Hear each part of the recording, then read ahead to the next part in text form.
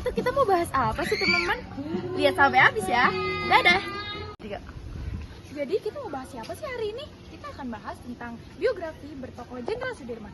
Siapa sih Jenderal Sudirman itu? Jenderal Sudirman memiliki nama asli yakni Raden Sudirman yang lahir pada 24 Januari 1916 di Purbalingga, Provinsi Jawa Tengah. Orang tua Jenderal Sudirman adalah Bapak Karsit Kartawiraji dan Ibu Siem. Bapak Karsit Kartawiraji merupakan seorang pekerja pabrik gula di Kalibagor. Dan ibunya memiliki keturunan Wedana Rembang. Dan dia memiliki satu saudara yakni Muhammad Samingan, serta istrinya yang bernama Alifah. Dari pernikahannya bersama Alifah, ia dikaruniai 7 orang anak. Dan ternyata sedari kecil Jenderal Sudirman tidak tinggal bersama orang tuanya. Kok bisa begitu ya?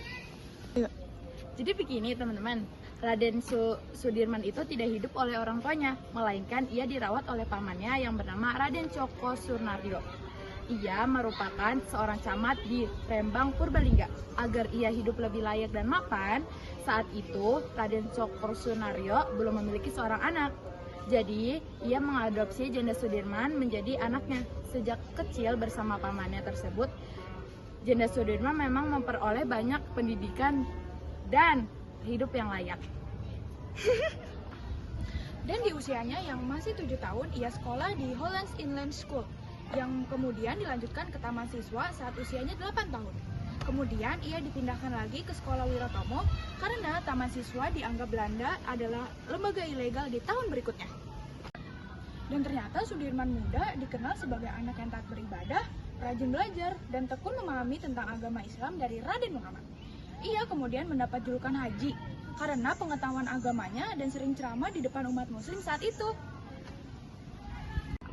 Berkat kecerdasan dan jiwa pimpinan yang dimilikinya, Jenderal Sudirman sudah dihormati sejak remaja dan bahkan dipercaya untuk ikut mendirikan sebuah organisasi Islam.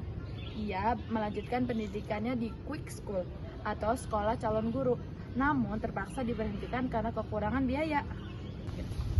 Kembalinya ke Cilacap, ia mengabdi sebagai guru di sekolah dasar Muhammadiyah, dan di sanalah ia bertemu dengan tambatan hatinya yang bernama Alifah, putri dari pengusaha batik kaya raya bernama Raden Soryo Atmojo. Pada saat penjajahan Belanda, Sudirman dikenal masyarakat bukan sebagai pejuang, melainkan sebagai sosok pendidik yang terhormat. Selain mengajar, ia aktif dalam organisasi pemuda Muhammadiyah dan sering menjadi panutan bagi para anggotanya. Ketika Jepang datang tahun 1942, kegiatan mengajarnya dibatasi karena sekolahnya diambil alih oleh pos militer Jepang. Meskipun begitu, Sudirman berhasil menegosiasi dengan pihak Jepang agar ia tetap diizinkan mengajar anak-anak pribumi. Walau dengan perlengkapan sederhana, pada masa sulit tersebut ia bukan hanya menjadi guru, tetapi juga penguat semangat rakyat di tengah kondisi ekonomi yang semakin memburuk. Karir militer Jenderal Sudirman dimulai ketika ia bergabung dengan organisasi militer bentukan Jepang, yaitu PETA atau Pembela Tanah Air, dan dengan cepat diangkat menjadi komandan batalion berkat kepemimpinannya. Setelah proklamasi kemerdekaan 1945, ia turut memimpin pasukan rakyat dalam mempertahankan daerah Banyumas dari ancaman Belanda hingga pada 12 November 1945. Di usianya yang masih 29 tahun, ia terpilih sebagai Panglima Besar Tentara Keamanan Rakyat atau TKR yang kemudian menjadi TNI. Di bawah kepemimpinannya, TNI berkembang menjadi kekuatan nasional yang terorganisasi dan puncak kiprah militernya terlihat saat memimpin perang gerilya melawan agresi militer Belanda II tahun 1948 sampai 1949. Meski dalam kondisi sakit parah dan harus ditandu, strategi gerilya membuat Belanda terdesak secara politik dan militer, serta menegaskan keberadaan Republik Indonesia di mata dunia. Republik Indonesia di mata dunia. Karena keteguhan dan kepemimpinannya, ia dikenang sebagai Panglima Besar dan simbol tentara pejuang sejati.